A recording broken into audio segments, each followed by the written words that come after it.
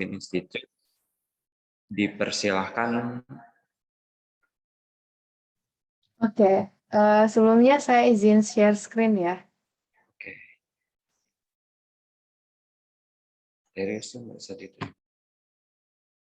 Oke, apakah sudah masuk? Oke. Sudah, Bu. Oke, jadi sebelumnya, sebelum memulai, izinkan saya untuk memulai dengan doa yang akan saya pimpin secara Kristiani. Mari kita berdoa. Allah Bapa yang bertahta dalam kerajaan sorga, terima kasih untuk kesempatan kami boleh berkumpul bersama meskipun via Zoom. Sebentar lagi kami akan memulai presentasi perkenalan singkat mengenai Calvin Institute of Technology. Kiranya Engkau sertai selama 1 jam ke depan, sertai teman-teman dari SMA Santo Paulus Pontianak juga Tuhan, agar bisa mengikuti presentasi ini dengan baik, dan sertai juga kami pembicara agar bisa menyampaikan dengan baik dan bisa membawa berkat bagi semua yang mendengarkan. Inilah doa kami yang kami sampaikan dalam nama anak-Mu Tuhan kami Yesus Kristus. Amin. Oke. Selamat pagi semuanya. Perkenalkan, aku Kimberly. Aku sebagai mahasiswa. Jadi aku mahasiswa Calvin Institute of Technology.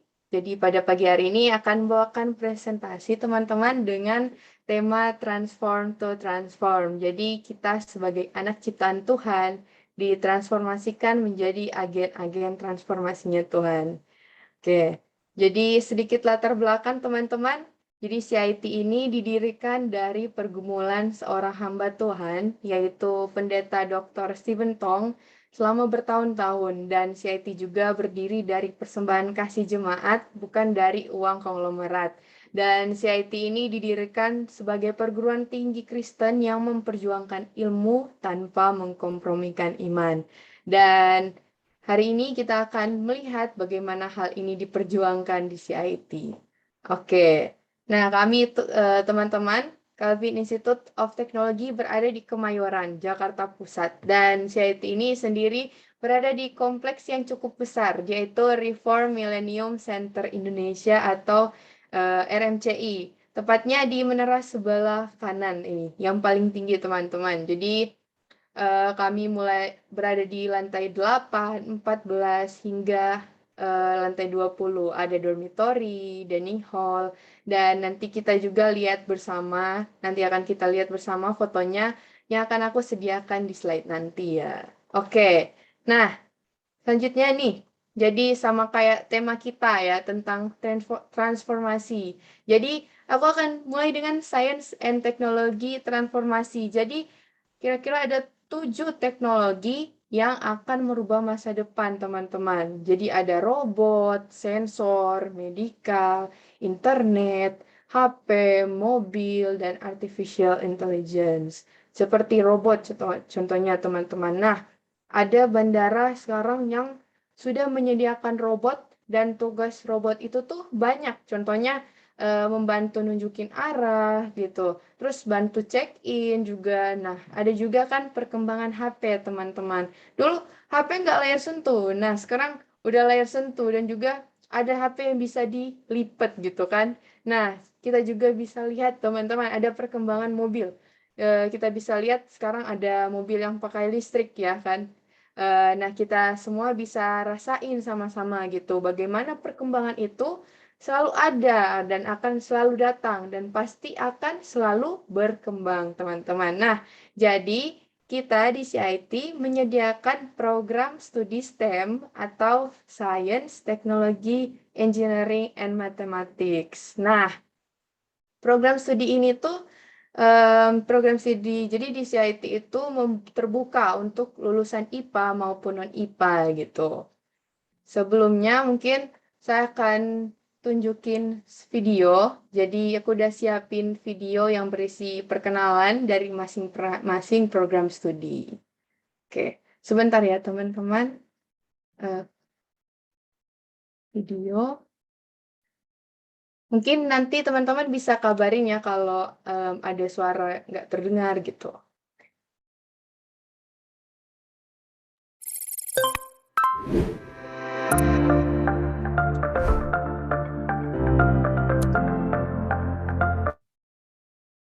Apakah ada masuk ya teman-teman?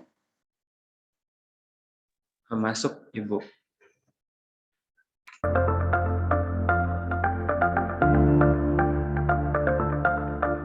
Bosen ah. Kalian pernah nggak sih ngalamin seperti ini? Media sosial yang merekomendasikan apa yang kita suka. Fenomena ini disebut dengan filter bubble, yaitu sebuah algoritma di mana media sosial akan merekomendasikan apa yang kita sukai. Setiap kali kita membuka sosial media, recommendation engine akan menyarankan apa yang kita sukai. Tentu saja ini akan membuat kita senang karena kita tidak perlu nge-scroll berjam-jam untuk mencari konten yang kita sukai. Tetapi di balik semua ini ada sisi buruknya loh. Coba bayangkan, kamu menonton video yang menunjukkan tokoh ini jahat. Kamu setuju, kamu like, terus kamu share. Nah, akhirnya sosial media ini hanya akan merekomendasikan kamu konten yang menunjukkan tokoh ini jahat. Akibatnya, kamu benci dengan tokoh ini karena kamu tidak pernah melihat kebaikannya. Bagaimana kita sebagai orang IT menangani hal ini? Yuk, belajar bersama kami di program studi IT and Big Data Analytics.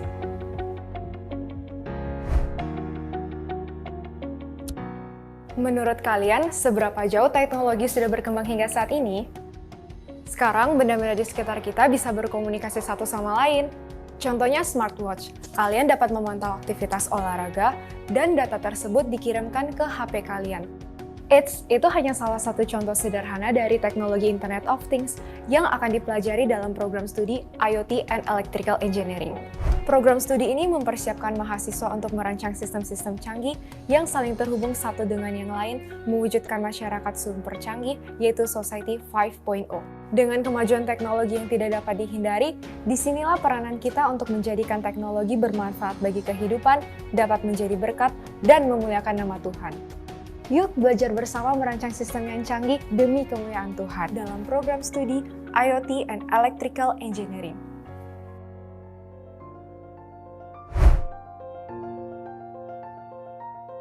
Seringkali orang bertanya, apa sih peran seorang insinyur kimia? Tapi bagaimana jika kita balik menjadi bagaimana jika tidak ada seorang insinyur kimia? Vitamin dan air bersih tidak akan sampai di tangan kalian.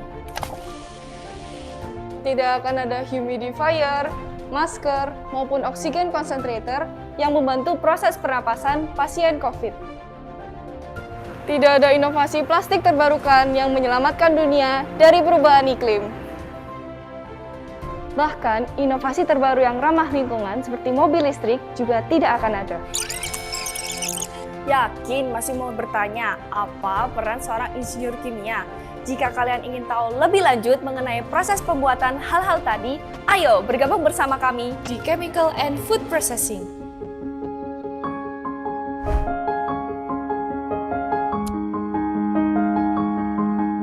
Tahukah kamu bahwa organisme ada di mana-mana, termasuk di tangan?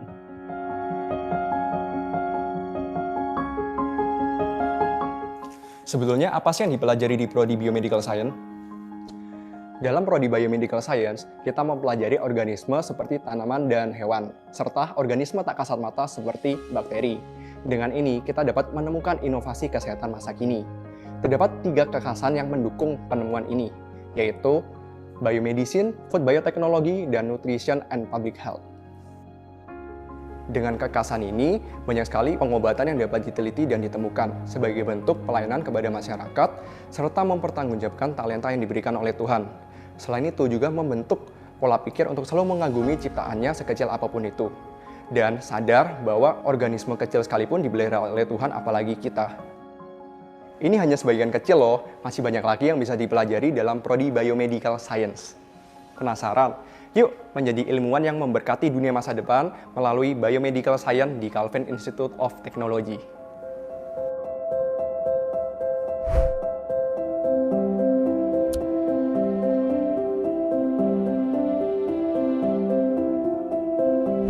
Hai, kalian tahu tidak, Smart Construction and Civil Engineering adalah program studi yang sering dikenal sebagai teknik sipil. Di masa depan, infrastruktur akan terus dikembangkan, dan disitulah peran penting kita sebagai insinyur teknik sipil. Saat ini, saya sedang mempelajari bangunan yang unik dan seru banget.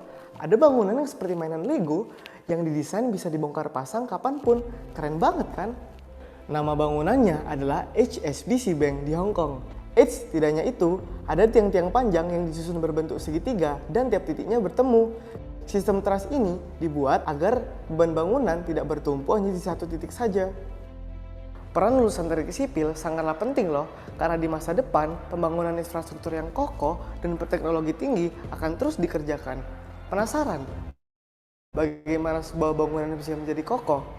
Yuk bersama belajar menjadi lulusan teknik sipil yang memuliakan nama Tuhan di program studi Smart Construction and Civil Engineering.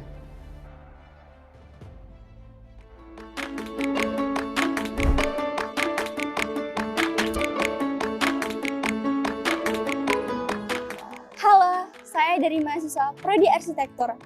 Apa sih pentingnya arsitektur bagi dunia?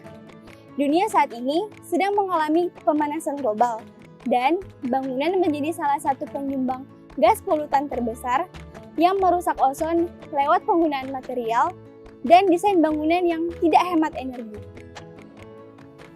Maka dari itu, dibutuhkan arsitek yang mampu untuk merancang dengan memperhatikan kebutuhan masa kini tanpa mengorbankan kebutuhan masa depan, serta menjaga penghuni dan area lingkup dari aspek-aspek seperti sosial, ekonomi, dan lingkungan. Oleh karena itu, CIT memperlengkapi kita dengan bekal dari dosen-dosen yang berpengalaman dalam bidang tata kota, transportasi massal, dan rumah bangunan. Kita juga diperlengkapi dengan berbagai fasilitas, yaitu ada ruang studio, 3D printer, dan laser beam cutting. Yang terpenting, di sini kita tidak hanya fokus pada keunggulan akademis, tapi kita juga diajarkan untuk mengintegrasikan iman Kristen dalam setiap hal yang kita perbuat. Yuk bergabung dalam program studi Architecture and Sustainable Design.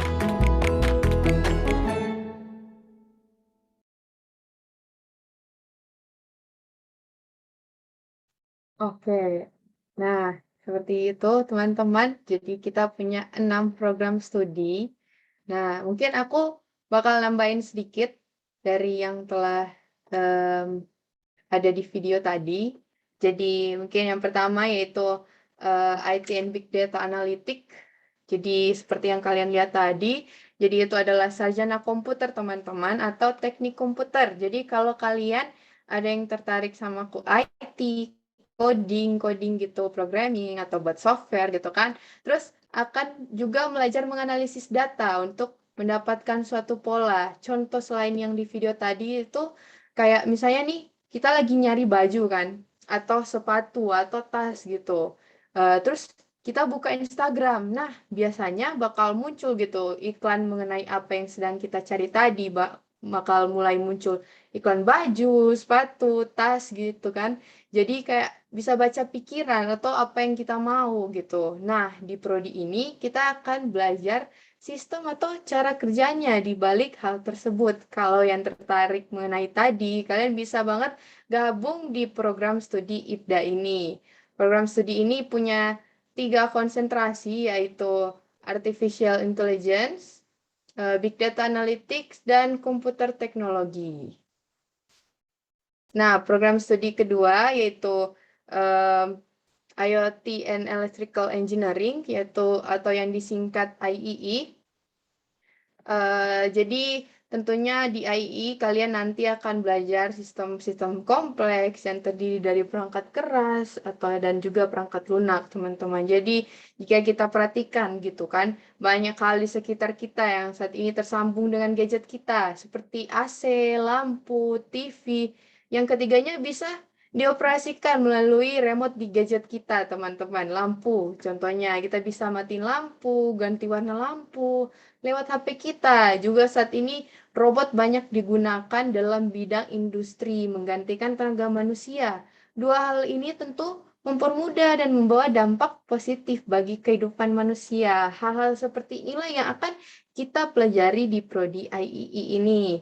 Mempelajari bagaimana sistem terhubung satu dengan yang lain.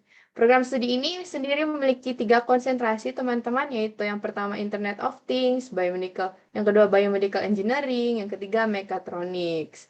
Nah, yang ketiga nih, ada Chemical and Food Processing atau CFP. Program studi ini luas ya, teman-teman, nanti bakal belajar tentang bagaimana optimisasi di bidang industri kimia dan pangan yang ramah lingkungan dan berkelanjutan. Contohnya mungkin teman-teman bisa search ya, ada yang namanya tuh plastik biodegradable, yang bahan dasarnya tuh dari tepung, ada tepung singkong, kentang, dan beras gitu, yang dapat mudah diurai oleh alam. Jadi mahasiswa CFP kalian akan dilibatkan untuk menciptakan produk inovatif tapi tetap bersifat ramah lingkungan. CFP ini sendiri ada 2 konsentrasi, yaitu chemical processing, dan yang kedua food processing. Nah, yang program studi keempat ada Biomedical Science atau disingkat BMS. Kita tahu bersamanya ada pandemi COVID-19. Nah, orang-orang yang bekerja untuk meneliti dalam hal ini adalah orang-orang dari Biomedical Science. Karena di prodi BMS, kalian akan meneliti virus, hewan, tumbuhan, kesehatan manusia, dan lainnya. Program studi ini memiliki 3 konsentrasi teman-teman, yaitu Biomedicine, Food and Biotechnology, dan Nutrition and Public Health. Nah, kelima, ada Smart Construction dan Civil Engineering, disingkat SCCE atau Teknik Sipil, yang akan belajar tentang pembangunan sama struktur bangunan. Nah, sekarang banyak pembangunan yang terjadi di Indonesia, kayak pembangunan tol, pembangunan jembatan, dan juga pembangunan jalan. Mengingat juga di Indonesia ada di area yang rawan gempa ya teman-teman, makanya teman-teman di SCCE diajarkan juga sama struktur-struktur bangunan yang cocok di segala kondisi, seperti kondisi yang ada di Indonesia. Program studi ini sendiri menawarkan 3 konsentrasi, yaitu Construction Management, Structural Engineering, dan Geotechnical Engineering. Yang terakhir teman-teman, Architecture and Sustainable Design atau disebut ASD. Jadi arsitektur yang menekankan sustainable atau keberlanjutan. Mungkin masih banyak ya yang belum tahu atau menyadari kalau bangunan itu salah satu yang menyebabkan pemanasan global. Nah, makanya dalam program studi ini kalian akan belajar ya bagaimana bangunan itu harus bisa memperhatikan konteks lingkungan dan memperhatikan kedepannya atau sustainable. Jadi kalian bukan cuma diajarin untuk bangun bangunan yang kelihatan bagus atau estetik ya, namun harus membangun sambil menjaga lingkungan. Nah, oke. Selanjutnya, aku akan bahas sedikit mengenai transformasi di bidang pekerjaan atau workplace transformation. Jadi ada nih menurut World Economic Forum teman-teman, di tahun 2025 nanti ada 10 skills yang kita butuhin kayak problem solving, self-management, working with people, dan teknologi use and development. Dan juga ada menurut LinkedIn, teman-teman, ada paling nggak 5 soft skills dan 10 hard skills yang kita butuh pada saat kita kerja nanti, seperti creativity, collaboration, adaptability gitu kan.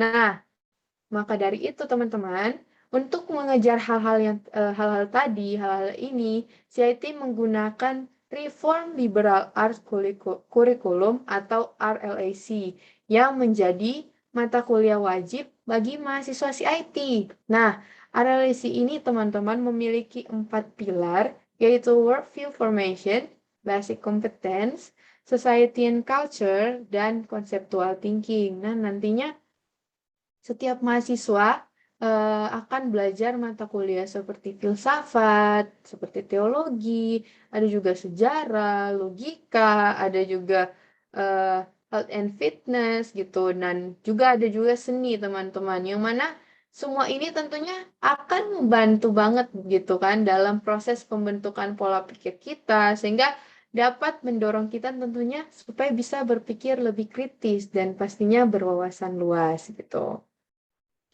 Nah, ada contoh nih, Susan gitu, CEO YouTube teman-teman.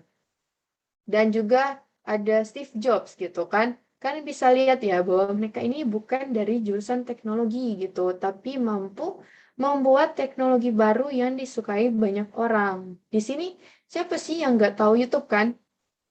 pasti ada dari kita yang nonton YouTube setiap hari gitu. Kayak aku tuh nonton YouTube buat lihat tutorial gitu kan. Nah, tentu YouTube juga seperti itu sangat berguna bagi kita kan teman-teman, dan hal ini dapat terjadi karena keduanya ketika kuliah belajar dengan kurikulum liberal arts, teman-teman. Nah, tadi kalian udah dengar kan transformasi di bidang pekerjaan. Nah, sekarang lanjut nih, akan membahas tentang life transformation, teman-teman, atau transformasi dalam kehidupan kita sebagai agen-agen penebusan Kristus dalam program-program studi yang kita minati. Di CIT sendiri, selain beberapa hal buat sediain beberapa hal buat dukung proses transformasi kita. Jadi aku punya satu video lagi, teman-teman, yang bisa kita tonton. Video ini tentang testimoni dari mahasiswa-mahasiswa CIT mengenai life transformation. Oke, sebentar ya teman-teman.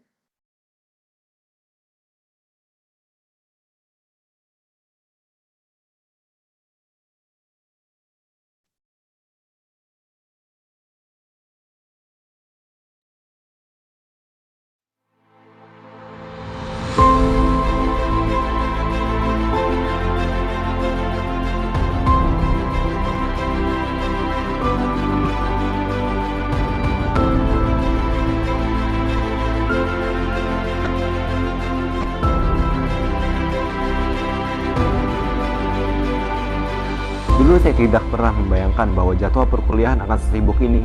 Kemudian saya mengikuti perkuliahan dengan jadwal yang padat. Saya juga diberikan kesempatan untuk mengikuti Student Employment Program. Dalam program ini saya bekerja dalam divisi General Affairs. Tugas saya adalah untuk memastikan pemakaian dan penggunaan sarana prasarana di CIT berjalan sesuai dengan standar. Saya terus didorong untuk menjadi pribadi yang lebih disiplin. Saya sangat bersyukur kepada Tuhan karena saya dipimpin untuk menjadi mahasiswa yang dapat mengatur waktu dengan efektif dan efisien. Di CIT saya juga diajarkan satu poin yang sangat penting, yaitu squeezism. Sebagai anak Tuhan, saya harus memiliki pola pikir untuk squeeze my time, mempertanggungjawabkan setiap waktu yang saya miliki untuk menggali terus dan menggenapi panggilan Tuhan dalam kehidupan saya. Dari awal saya khawatir apakah saya bakal dapet teman. Soalnya saya tahu di CIT itu mahasiswa tahun pertama harus tinggal di asrama dan pasti akan banyak perbedaan di antara kita. Namun justru Tuhan pakai perbedaan-perbedaan ini untuk membentuk saya bisa saling perhatian, saling mendukung, dan bisa bertumbuh bersama di dalam Kristus supaya kita bisa menjadi serupa dengan Kristus. Nah, saya bersyukur banget Tuhan gak cuma ngasih saya teman, tapi Tuhan juga ngasih saya keluarga baru di CIT. Dan Tuhan juga membentuk saya untuk bisa lebih peduli satu sama lain. Dalam pemahaman yang saya tahu, dunia mengajarkan bahwa ilmu pengetahuan tidak dapat disatukan dengan iman. Hal ini terbukti salah ketika saya mengikuti pembelajaran di CIT. Pembelajaran di CIT tidak hanya terpaku dalam kelas saja, namun juga secara relasi mentoring secara pribadi dari dosen terhadap mahasiswanya. Dalam proses pembelajaran di CIT, saya diberikan konsep mengenai coram Deo yang berarti hidup sungguh-sungguh bertanggung jawab di hadapan Tuhan dalam segala hal yang saya lakukan. Seiringnya waktu, saya mulai membuka pola pikir saya dan mulai menerapkan konsep coram Deo. Baik saat saya berelasi dengan teman atau dengan dosen, saat saya mengerjakan tugas, saat saya mempersiapkan ujian, pada akhirnya saya mulai mengerti bahwa pekerjaan dan panggilan yang Tuhan berikan kepada saya harus dilakukan dengan sungguh-sungguh di hadapan Tuhan.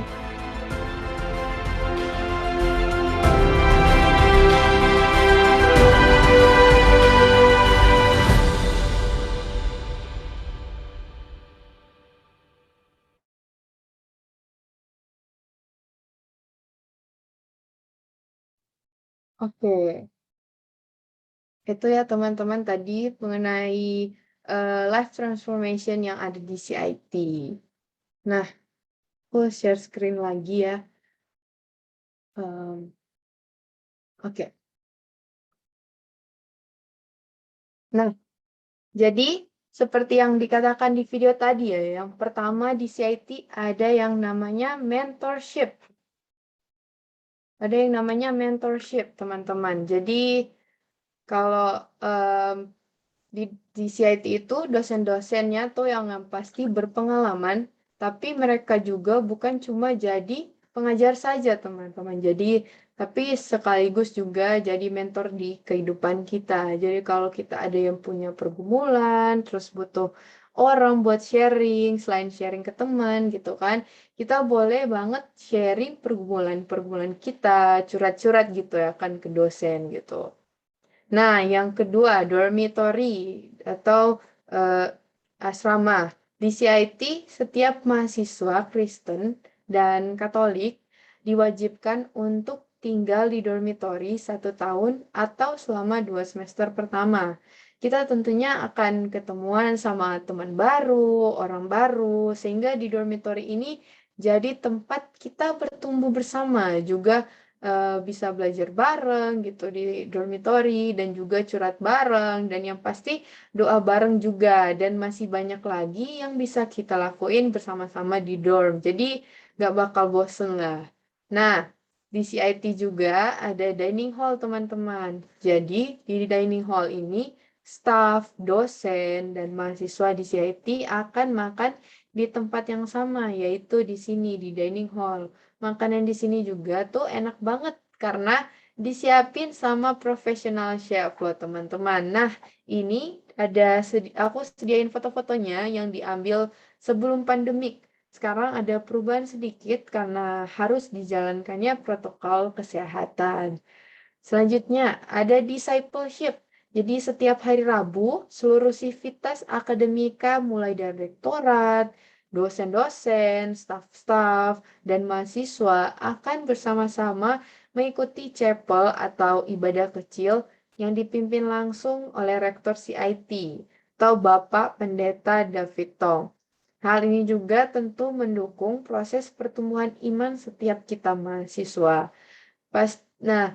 Selanjutnya, pasti ada yang mau tahu nih, di CIT ada kegiatan apa aja ya Kak? Yang pasti ada dong teman-teman, student activity yang ada di CIT. Jadi selain memperjuangkan pendidikan akademis, CIT juga memperjuangkan pendidikan non-akademis mahasiswa melalui berbagai student activity seperti Student Employment Program, Research Assistant, ada BEM, ada unit kegiatan mahasiswa, LOL, dan juga SOL.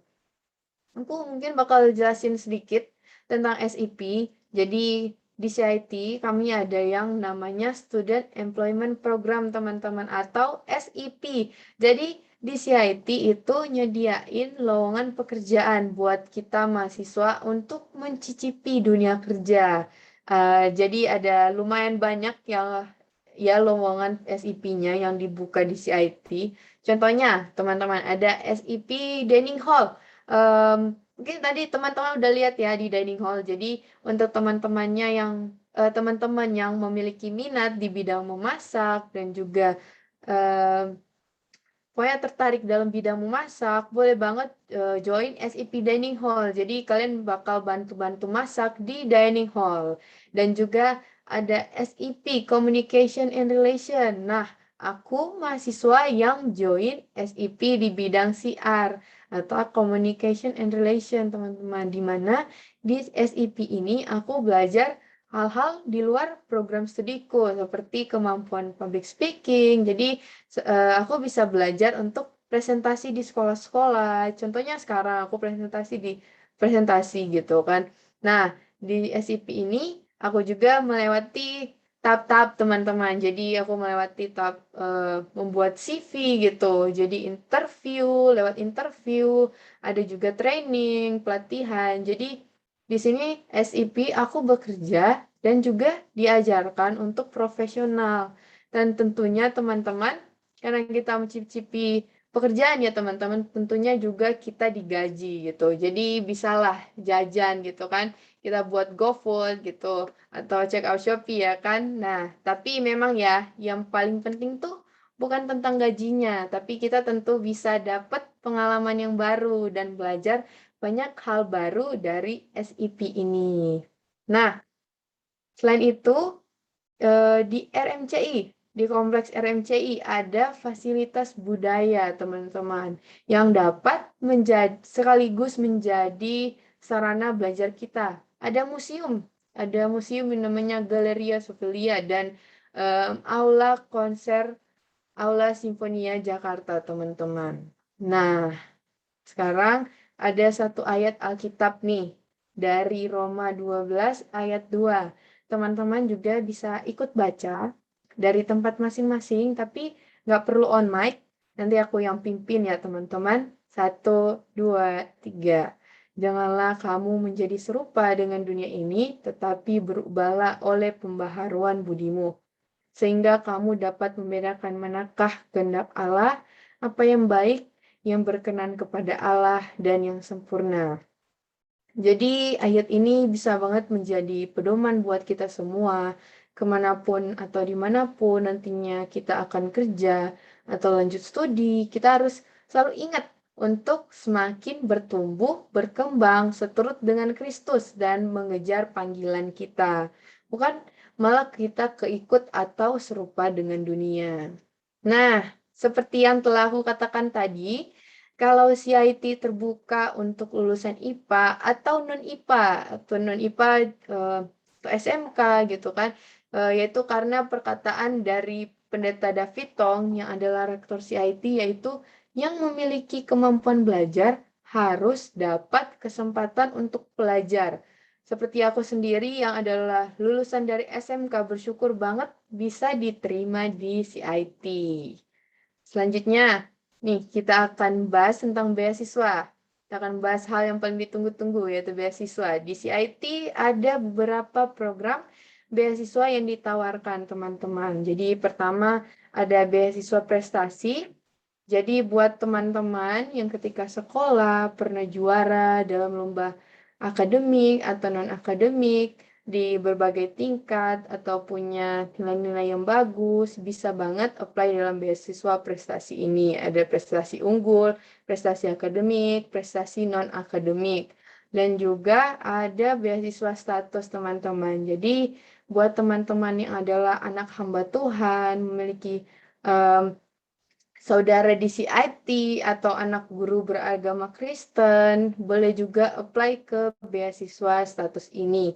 Dan juga ada beasiswa Calvin Cares untuk teman-teman yang keluarganya terdampak COVID. Bisa apply ke beasiswa ini. Nah, perlu diketahui teman-teman, yaitu beasiswa di CIT bersifat kumulatif. Jadi, teman-teman bisa meng-apply atau mengambil lebih dari satu beasiswa. Nah, contohnya misalnya teman-teman di sini punya prestasi unggul, prestasi akademik, dan teman-teman juga punya saudara di CIT gitu kan, yang sudah kuliah di CIT. Kalian bisa apply 2 beasiswa tersebut, teman-teman. Nah, dan juga perlu diketahui, beasiswa di CIT itu tanpa tes, hanya cukup melampirkan data-data yang dibutuhkan.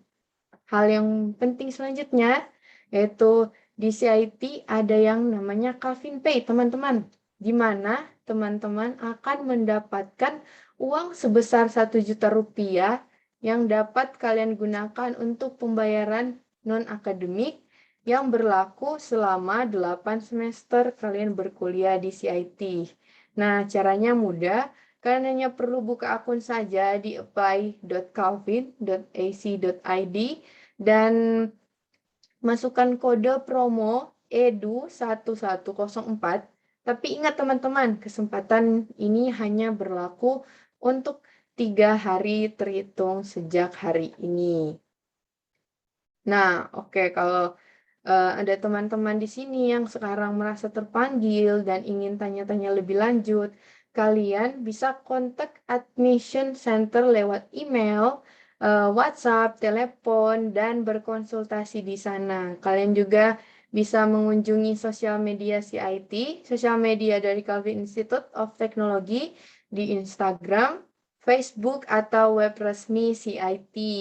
Nah, terakhir teman-teman, sebelum menutup presentasi hari ini, boleh minta teman-teman ya untuk mengisi feedback form tentang bagaimana sih presentasi saya hari ini, dan tentunya karena feedback dari kalian akan sangat berguna bagi kami.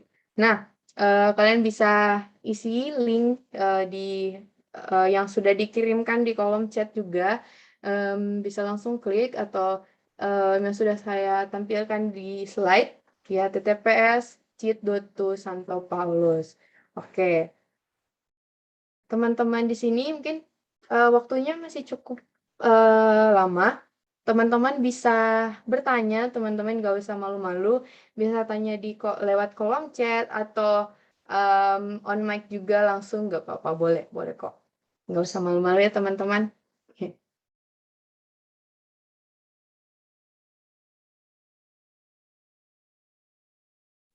Oke, ada pertanyaan nih dari Aurin Putri.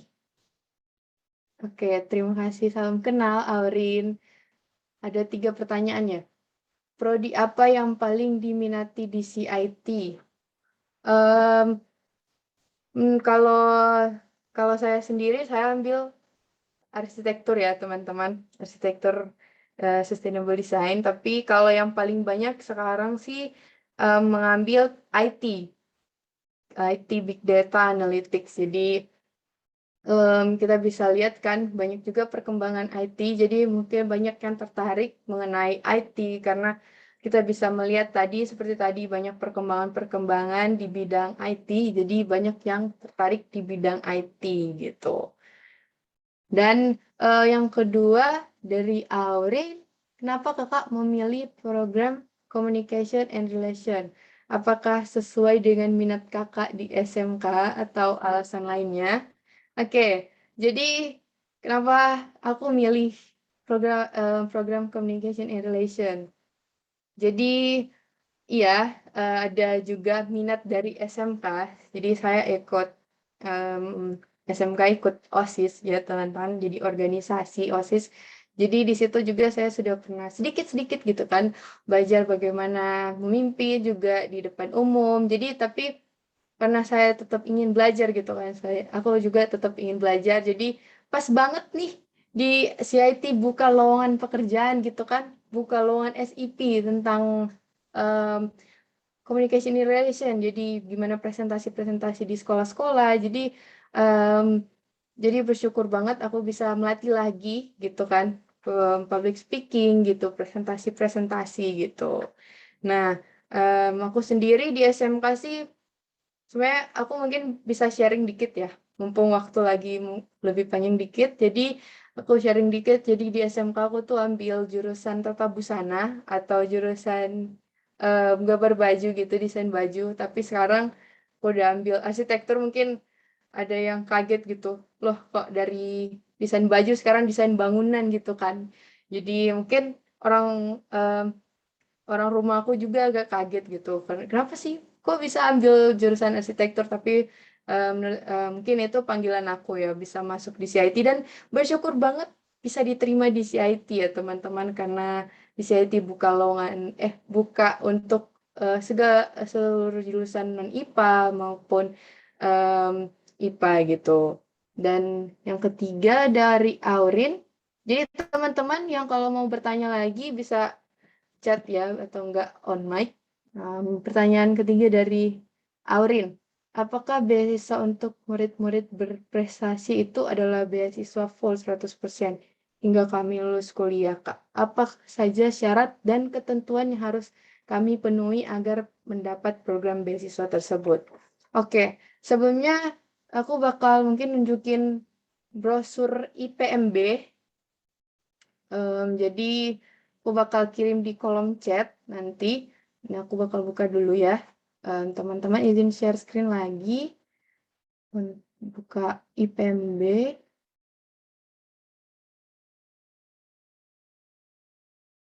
Oke, sebentar ya teman-teman. Jadi IPMB itu kalian bakal lihat di situ bakal dijelasin semuanya. Jadi dari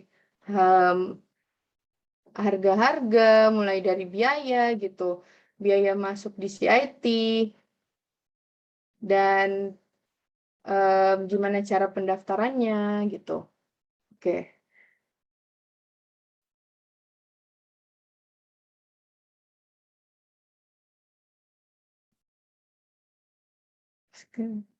Oke, jadi ini teman-teman mungkin bisa dilihat. Jadi untuk beasiswa, ini ada beasiswa, jadi beasiswa pendidikan jadi kita dapat dikombinasikan dengan total beasiswa mencapai 100% teman-teman. Jadi juga mahasiswa mendapatkan beasiswa pendidikan selama 4 semester pertama. Jadi beasiswa ini dapat diperpanjang hingga 8 semester. Jadi selama penerima beasiswa mempertahankan IPK minimal. Jadi ada IPK minimal, terus kalian bisa pertahankan gitu. Jadi setelah 4 semester akan ada verifikasi ulang, akan dilakukan setiap tahunnya bagi seluruh penerima beasiswa. Jadi kalau kalian bisa bertahan IPK-nya bagus terus, bertahan gitu. Jadi kalian bisa dapat sampai 8 semester teman-teman. Jadi penerima beasiswa dapat menerima juga beasiswa dormitory untuk 2 semester pertama. Setelah 2 semester, beasiswa dormitory juga diberikan sesuai dengan ketentuan yang berlaku pada saat itu. Nah, kita ada untuk, mungkin aku bakal baca lagi pertanyaan dari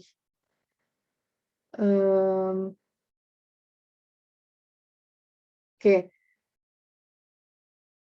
Syarat, mungkin kalau syarat itu kalian seperti tadi akan kirim data-data yang dibutuhkan kalau kalian apply.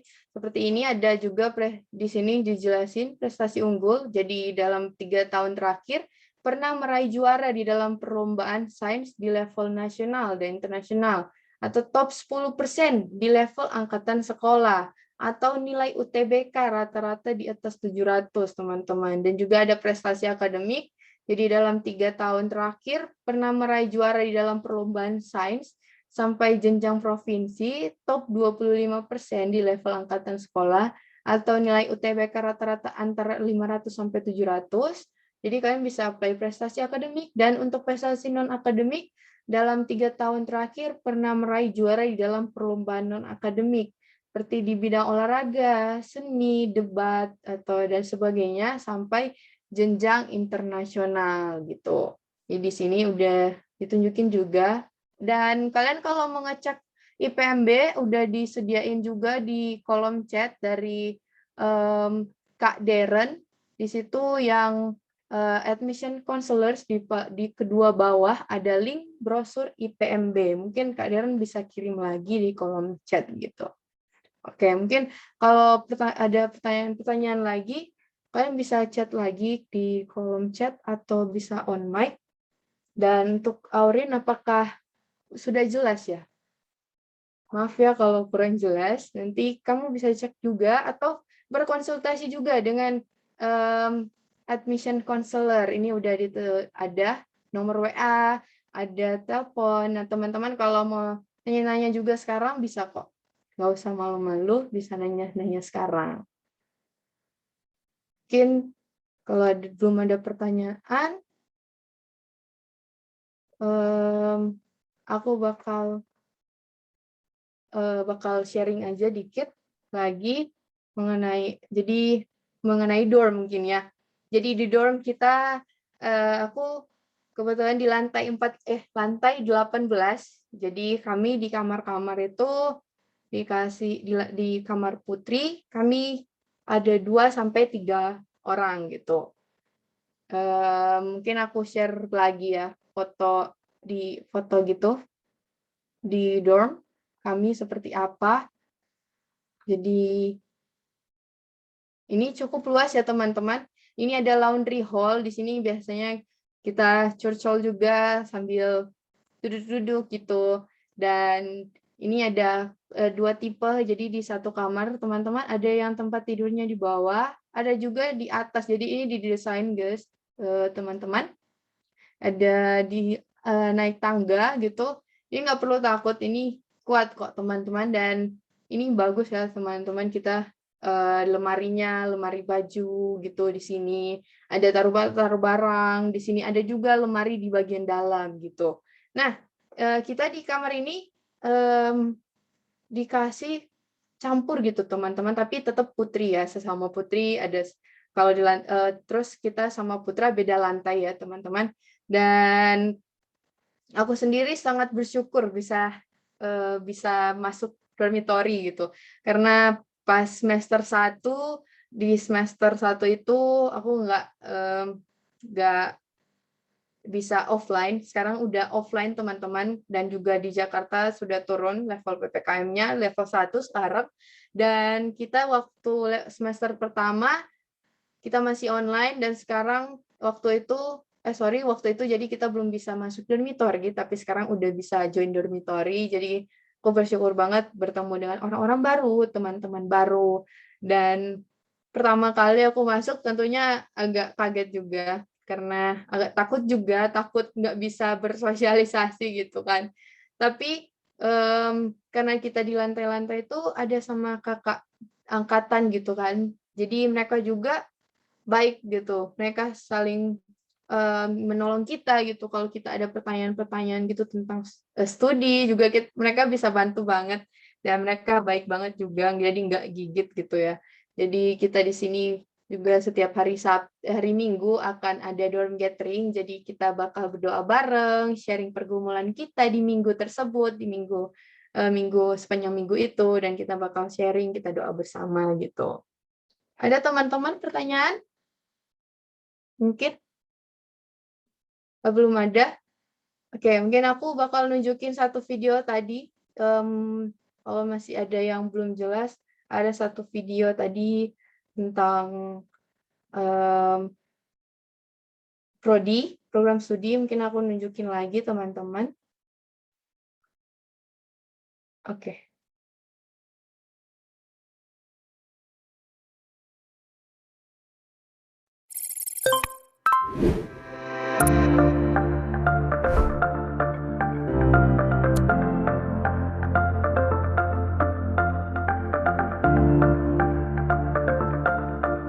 Bosen ah.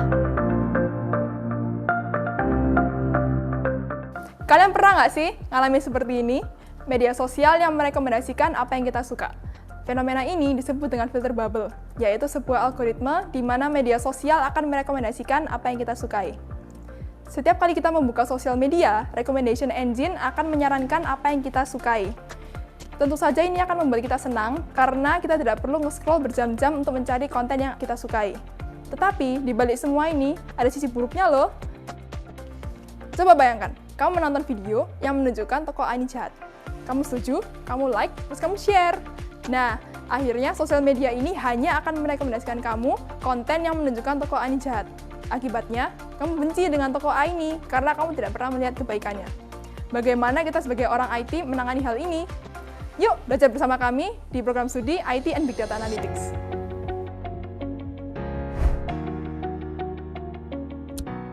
Menurut kalian, seberapa jauh teknologi sudah berkembang hingga saat ini? Sekarang, benda-benda di sekitar kita bisa berkomunikasi satu sama lain. Contohnya smartwatch. Kalian dapat memantau aktivitas olahraga, dan data tersebut dikirimkan ke HP kalian. Itu hanya salah satu contoh sederhana dari teknologi Internet of Things yang akan dipelajari dalam program studi IoT and Electrical Engineering. Program studi ini mempersiapkan mahasiswa untuk merancang sistem-sistem canggih yang saling terhubung satu dengan yang lain, mewujudkan masyarakat super canggih, yaitu Society 5.0. Dengan kemajuan teknologi yang tidak dapat dihindari, disinilah peranan kita untuk menjadikan teknologi bermanfaat bagi kehidupan, dapat menjadi berkat, dan memuliakan nama Tuhan. Yuk belajar bersama merancang sistem yang canggih demi kemuliaan Tuhan dalam program studi IoT and Electrical Engineering.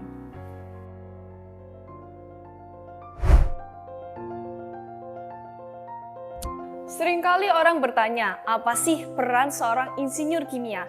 Tapi bagaimana jika kita balik menjadi bagaimana jika tidak ada seorang insinyur kimia? Vitamin dan air bersih tidak akan sampai di tangan kalian. Tidak akan ada humidifier, masker, maupun oksigen concentrator yang membantu proses pernapasan pasien COVID. Tidak ada inovasi plastik terbarukan yang menyelamatkan dunia dari perubahan iklim. Bahkan, inovasi terbaru yang ramah lingkungan seperti mobil listrik juga tidak akan ada. Yakin masih mau bertanya apa peran seorang insinyur kimia? Jika kalian ingin tahu lebih lanjut mengenai proses pembuatan hal-hal tadi, ayo bergabung bersama kami di Chemical and Food Processing.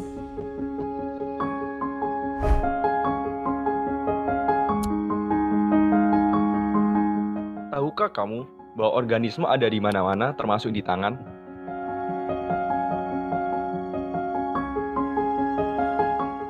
Sebetulnya apa sih yang dipelajari di Prodi Biomedical Science?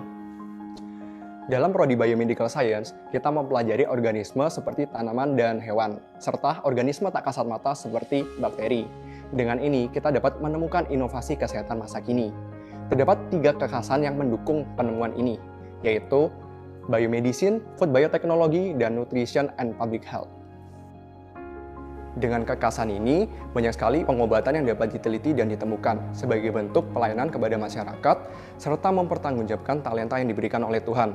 Selain itu juga membentuk pola pikir untuk selalu mengagumi ciptaannya sekecil apapun itu. Dan sadar bahwa organisme kecil sekalipun dipelihara oleh Tuhan, apalagi kita. Ini hanya sebagian kecil loh, masih banyak lagi yang bisa dipelajari dalam Prodi Biomedical Science. Penasaran? Yuk menjadi ilmuwan yang memberkati dunia masa depan melalui Biomedical Science di Calvin Institute of Technology.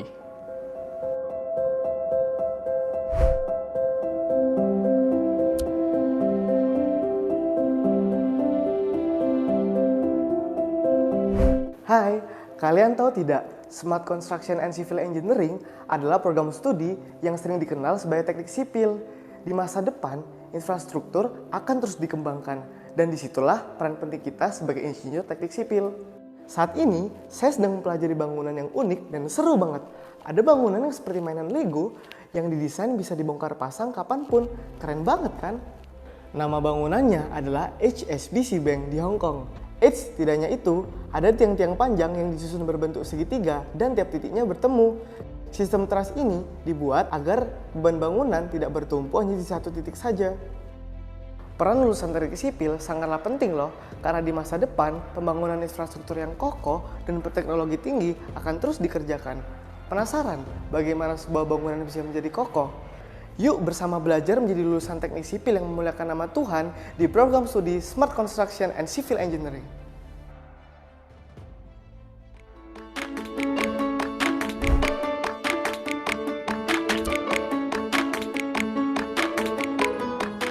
Halo, saya dari mahasiswa Prodi Arsitektur.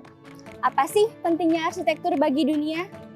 Dunia saat ini sedang mengalami pemanasan global, dan bangunan menjadi salah satu penyumbang gas polutan terbesar yang merusak ozon lewat penggunaan material dan desain bangunan yang tidak hemat energi.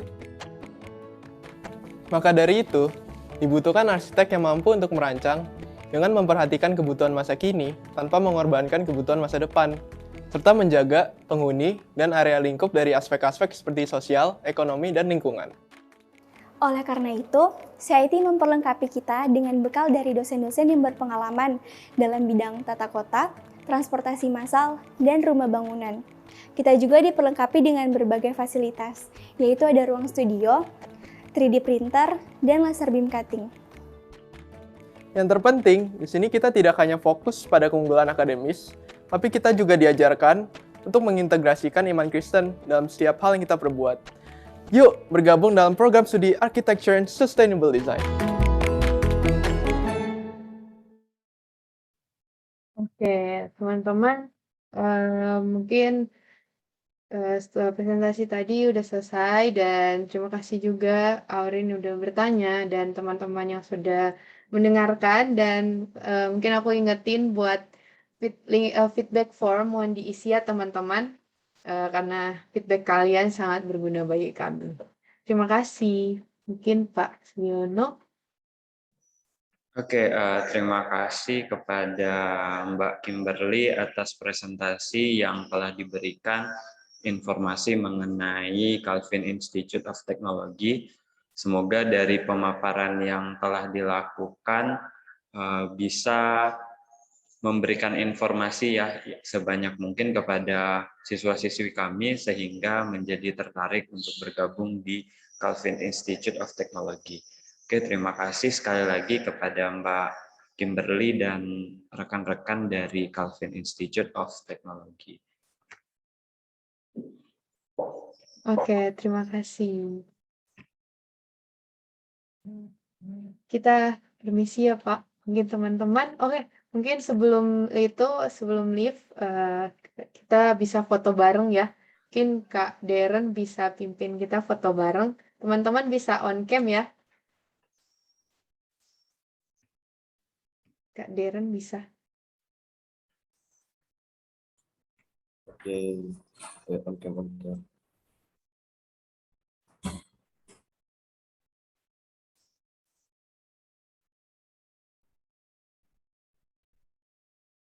3, 2, 1. 3, 2, 1. Oke. Thank you teman-teman. Sudah. Oke guys, sudah. Oke, terima kasih teman-teman semuanya. Kami mungkin undur diri ya teman-teman. Maaf kalau ada kesalahan kata, maaf ya, karena aku belajar juga. Teman-teman semangat sekolahnya, semangat. Terima kasih Pak. Ya, kasih Izin Kak. leave ya teman-teman. Ya, terima kasih.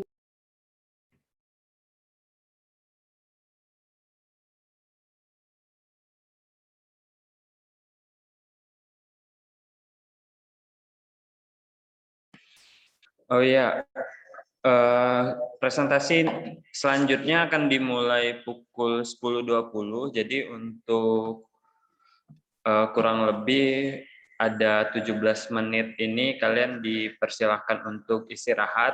Tapi saran saya tidak untuk live meeting karena nanti susah lagi untuk keluar masuk. Nah, untuk kalian nih dari Miss Leni pesannya, jadi untuk bisa tetap on cam gitu ya, terutama ketika presentasi yang share screen sudah tidak dilakukan. Kalau pas share screen sih mungkin kalau off cam boleh lah gitu, tapi kalau sudah tidak share screen diharapkan bisa on cam semua ya, baik kelas 11 maupun kelas 12 gitu ya. Nah, untuk 15-an menit ini dipersilahkan dulu untuk istirahat, bolehlah off cam gitu ya. Jangan lupa balik lagi sebelum 10.20 ya.